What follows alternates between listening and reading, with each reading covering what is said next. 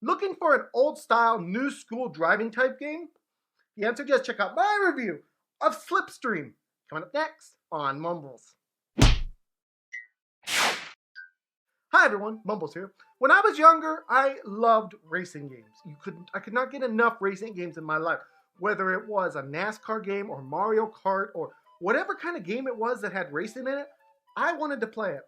So I have played a lot of these type of games, but today we're reviewing another one with SlipStream. Let's jump into that description right now. SlipStream is a racing game inspired by the visuals, music, games, and cars from the late 80s and early 90s. It's built on a custom game engine with an authentic retro feel and unique graphics. The soundtrack, drawing from synth pop and jazz fusion influences, set the tone for a race across a variety of exotic locations from around the world, including cities, deserts, forests, mountains, and beaches. Drifting and slipstream mechanics add depth to the driving game, and the challenge is as challenging and exciting experience. Authentic pseudo 3D game engine with 2D graphics, just like the glory old days of old arcade racers.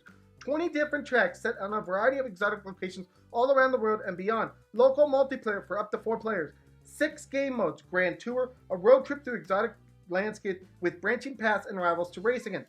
Cannonball, a freely customized race mode with optional traffic, rivals, and other racers. Grand Prix, a championship mode with 5 races back to back and money prizes used to upgrade your car. Single race, just a race in any of the game's 20 tracks. Battle Royale, an elimination endurance race mode. 5 car models with each of their own specs and play style. Original soundtrack with 9 exclusive songs, and you can add your own music, and a variety of graphical options to customize the game visuals, including 30 FPS mode, CRT, and NTSC filters. At the time of this review, this game is available for Nintendo Switch, Steam, PlayStation, and Xbox for $9.99. Guys, we're going to move straight on into the gameplay section now, but before we do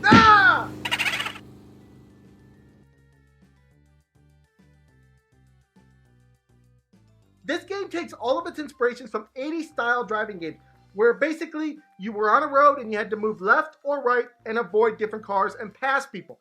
Unlike those games, though, this game does add some modern elements of drifting and slipstream. But guys, basically, this is the game. There are different game modes, which I described in the description, but for the most part, you select a car, you take that car, you put it on the road, and you drive that road, and basically all you want to do is pass cars and move left and right using the drifting and the controls. And that's the game. It's a very simplistic game.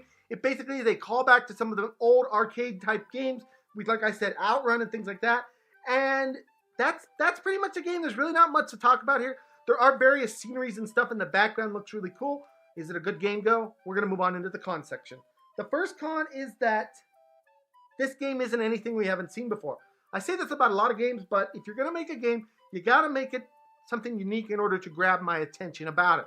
And while this game did add some new elements to this kind of game with the drifting and the slipstream, they could have done, I think, more with this type of game. The second con is that the music didn't do much more for me. I know they talk about all this great music and stuff like that, but for me, it was just gaming elevator music.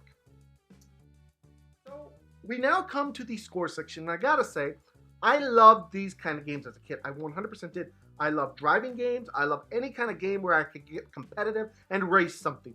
And this was the kind of game that as a child would have had me entranced for hours upon hours upon hours upon hours.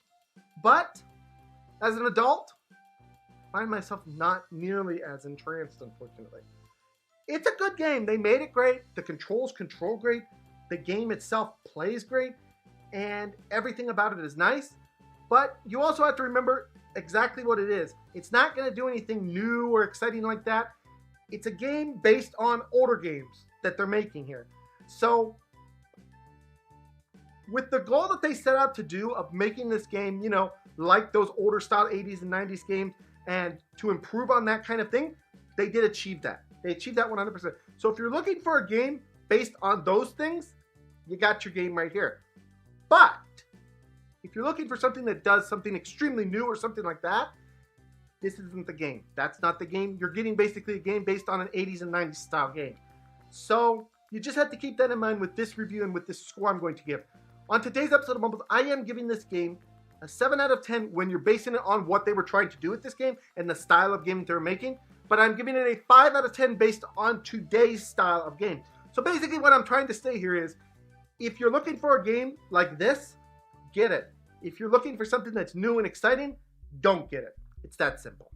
Anyways, guys, that's my review of SlipStream. I hope you guys all enjoyed this. Please smack the subscribe button, smack the like button, and smack all those buttons. And I'll see you guys all in the next video. Bye-bye, everyone. Take care.